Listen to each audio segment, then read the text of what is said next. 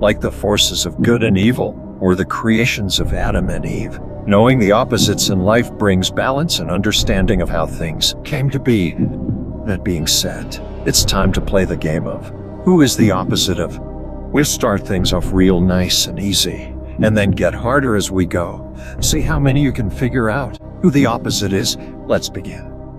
Number 1. Who is the opposite of the Headless Horseman? The opposite of the Headless Horseman is BoJack Horseman. The Headless Horseman, a mythical character from the Middle Ages, said to have been a soldier that was killed in battle. However, this casualty of war was not the typical kill. No. This soldier was removed from the battlefield by a kill shot, worthy of an instant replay. It was amazing. With nothing but his bare head, he expertly catches a fired cannonball perfectly with his face. Wow, spectacular.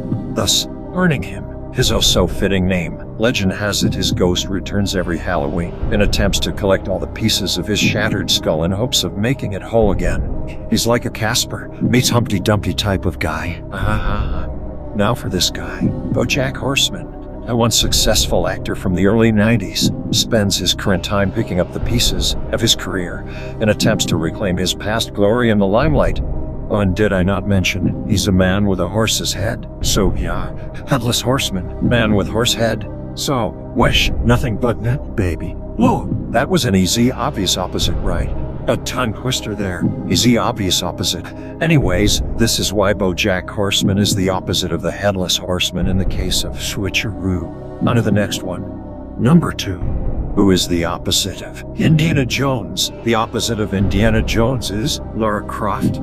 Indiana Jones is a legendary archaeologist who devotes his life to uncovering the truths and answers to history's greatest secrets and questions. Whether it's exploring lost cities in the Amazon or sneaking through secret Egyptian pyramids, he's a man with the stones larger than a sarcophagus, and no amount of booby traps or obstacles will stop him on his quest for answers, unless that one thing so happens to be snakes.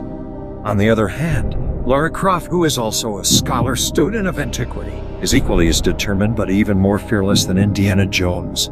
As snakes are no adversity to her, she can confidently handle a snake of any size, or possibly, maybe even any kind. Oh my lord, as she's truly an MVP all-star amongst relic hunters. Oh my, I'm sure she can excavate a bone better than any paleontologist, that's for sure. Why, sorry, I'm getting off track here.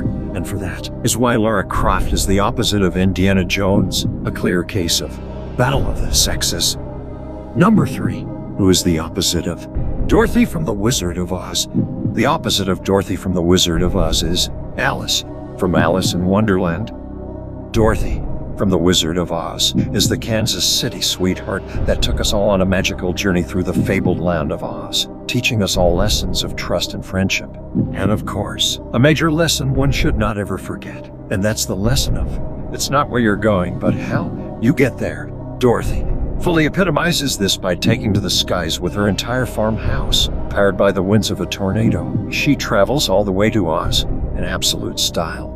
And when arriving, let's not forget Dorothy's rock star-like grand entrance, landing her private house plane directly right on top of the Wicked Witch of the East. Boom! How do you like that?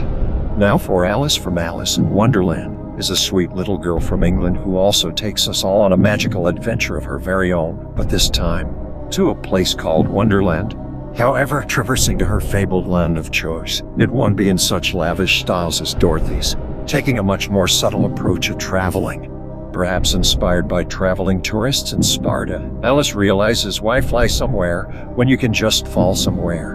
And exactly that she does with an economy class ticket. Straight down a rabbit hole, this savvy traveler falls all the way to Wonderland. And also when traveling in such a manner, a grand flashy entrance is not needed. Why land on some fancy witch when you can just land on your own fucking ass? Chicka. Like in Isaac Newton's third law of motion. This is why Alice from Alice in Wonderland is the opposite of Dorothy from The Wizard of Oz. In a case of what goes up must come down. Number 4. Who is the opposite of Michael Jackson? The opposite of Michael Jackson is Freddy Krueger. Michael Jackson, the undisputed king of pop, an unforgettable icon whose style is as legendary as his music. with his red leather suit in Thriller, or his rhinestone-covered single-handed glove. He's a performer that has brought so much joy and happiness into this world, and especially into that of children, with his very own theme park for them called Never Never Land. He is a performer never to be forgotten, and forever loved by many. On the other hand, Freddy Krueger, the Thriller himself, but in the world of horror films, he's a master of nightmare theatrics.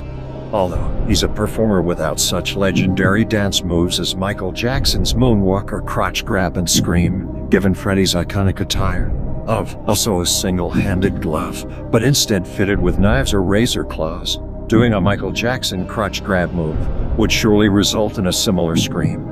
His reign of terror will be infamous in the nightmares of children all over the world, and this is why Freddy Krueger is the opposite of Michael Jackson, in the case of Who Wore It Better. Number 5. Who is the opposite of Captain Leo Davidson? The opposite of Captain Leo Davidson is Andero. Captain Leo Davidson, a United States Air Force astronaut, a modern-day explorer that has not only opened humanity's eyes to new and interesting lands of our planet, but also new and interesting lands of our planet from different times and possibly different dimensions. A perfect exemplification of the human condition's desire to push the limits of what can be discovered and learned, and as Davidson displays, quite possibly the limits of what can be loved, whether you see it as taboo or trend-setting. In a world where love is only acceptable between one human and another, for this Cupid crusader, love is not quantified by anything superficial. And obviously, beauty is definitely only skin deep to this man, as well as the definition of humanity is not defined by what it is, but rather what it does. On the other hand, Andero, who is another prime specimen of the human race, is a shining example of amazing characteristics unique only to humans. One specific characteristic, that being of the pursuit of free will, and when it comes to matters of the heart, any parties wishing to unite, walls do not exist, but only bridges, as clearly displayed by Andero. As Andero's lover is none other than the one and only, oh my god, King Kong, holy shit.